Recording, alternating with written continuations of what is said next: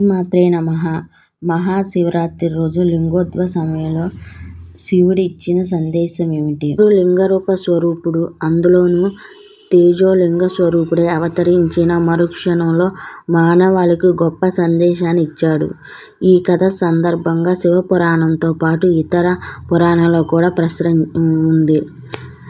ఒక లింగానికి కాస్తంత పూజ చేస్తేనే, అభిషేకం చేస్తేనే ఎంత పుణ్యం లభిస్తుందో, అందులో శివరాత్రి వేళ లింగోద్భవ సమయంలో ఇంకా ఎలాంటి పూజలు, అభిషేకాలు చేస్తే ఎంత పుణ్యం లభిస్తుందో ప్రత్యేకంగా చెప్పనవసరం లేదు. లింగోద్భవం కథ. పూర్వం ఒకసారి బ్రహ్మకు, మహేశ్వరులకు తాను గొప్ప అని అహంకారం కలిగింది.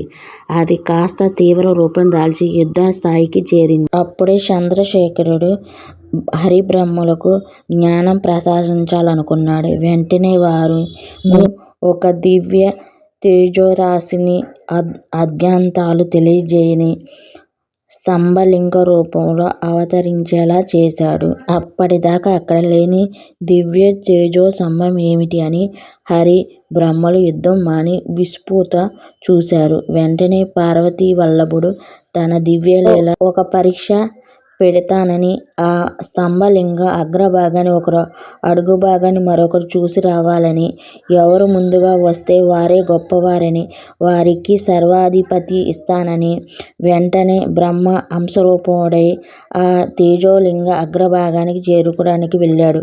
విష్ణు వరాహరూపుడై ఆ లింగ మూలం ఎక్కడుందో తెలుసుకోవడానికి పాతాళం వైపు ప్రయాణం చేశారు.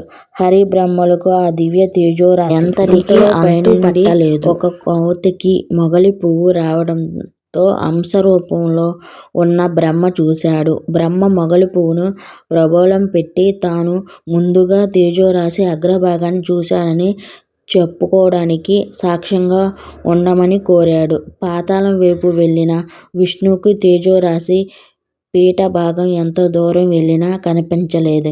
ఇంతలో అబద్ధ సాక్ష్యం చెప్పడానికి మొగలి పువ్వును వెంట పెట్టుకుని శివుడి దగ్గరికి ఆ బ్రహ్మ, ఆ తర్వాత కొద్దిసేపటికి విష్ణు తేజోలింగ అడుగు భాగం తాను కనుగొనలేకపోయానని బాధపడుతూ పైకి వచ్చాడు. శివుడికి బ్రహ్మ తేజోరాశి అగ్రభాగాన్ని తాను చూశానని, అందుకు సాక్ష్యంగా కేతకి అంటే మొగలి పువ్వును కూడా వెంటబెట్టుకుని వచ్చాడు.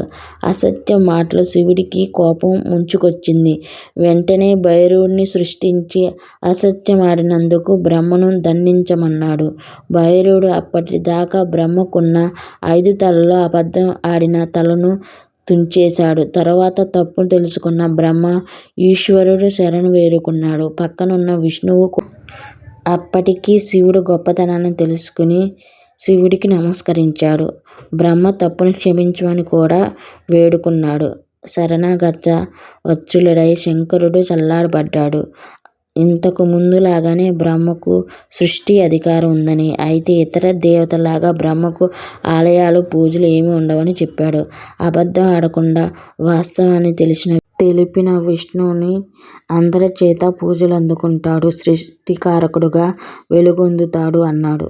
మొగలి పువ్వును చూసి అసత్యమాడిన పాపానికి తన పూజల్లో మొగలి పువ్వుకు చోటు ఉన్నది అన్నాడు. అయితే ఆ కేతకి శివునికి పరిపరి విధాలుగా ప్రణమిల్లింది. భక్తవత్సలుడైన శివుడు అప్పుడు కొంత శాంతించి శివ పూజకి పనికి రాకపోయినా శివభక్తులు మాత్రం మొగలి పువ్వును ధరిస్తారని, అలాగే జన్మ సార్థకం చేసుకోమని చెప్పి అంతర్ధానం అయ్యాడు. ఈ కథా సందర్భంలో ఎంతటి వారైనా అసత్యం ఆడితే పాప ఫలితాన్ని అనుభవించాల్సి ఉందని తెలియజేసే సందేశం ఇమిడి ఉంది. మానవులంతా సత్య మార్గంలో నడవాలనుకున్న ఈశ్వర సందేశం ఇక్కడ కనిపిస్తుంది. ఓం నమః శివాయ. వీడియో నచ్చితే ఒక లైక్ చేయండి. మరిన్ని వీడియోల కోసం నా ఛానల్ సబ్స్క్రైబ్ చేయండి, కామెంట్ చేయండి.